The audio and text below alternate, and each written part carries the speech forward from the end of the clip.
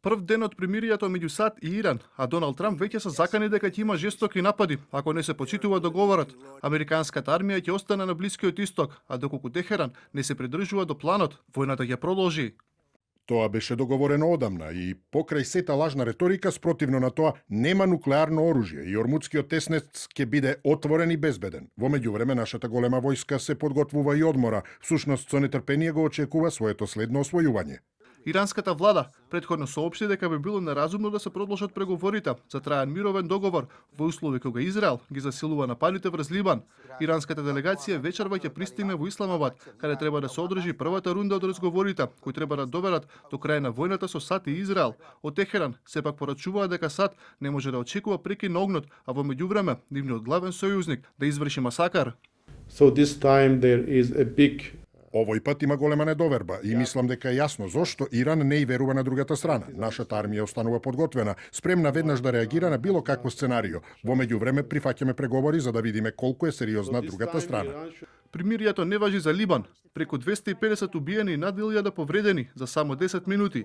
Неколку часа откако беше потврдено примиријето, израелската авиација го изврши еден од најсилните напади од почетокот на војната. Најтешко погодена е престолнината Бејрут, каде сурнати неколку стамбени згради, а не беа поштедени ниту останатите делови од државата. Болниците ширум земјата упатија итни апели за донации на крв, а владата ги повика граѓаните да помогнат во расчистување на улиците, за да можат амбулантните возила да стигнат до повредените. Во земјата денеска е ден на жалост. Едно злосторство по друго. Државата мора нешто да превземе. Не може веќе вака. Ова е стамбена зона.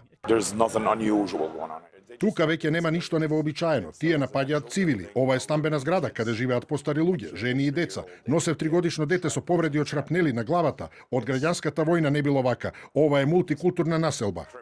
Меѓународните организации предупредуваат дека Либан повторно се лизга кон катастрофа.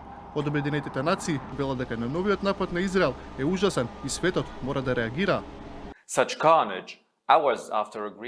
Таков масакр само неколку часа по договорот за прекин на огнот со Иран е целосно несватлив. Тој врши огромен притисок врз кревкиот мир што им е толку очајно потребен на цивилите. А додека САД и Иран се подготвуваат за преговори за крај на војната, Израел се подготвува за долга војна на Блискиот Исток. Според Reuters, создавањето на тампон зони во Газа, Сирија и Либан ја покажува стратегијата на израелската влада. Бенјамин Нетањаху се заканува дека нападите врз Либан нема да запрат. We have more goals to complete. Имаме уште цели кои треба да ги исполниме и ќе ги постигнеме или преку договор или преку борба. Подготвени сме да продолжиме со војната.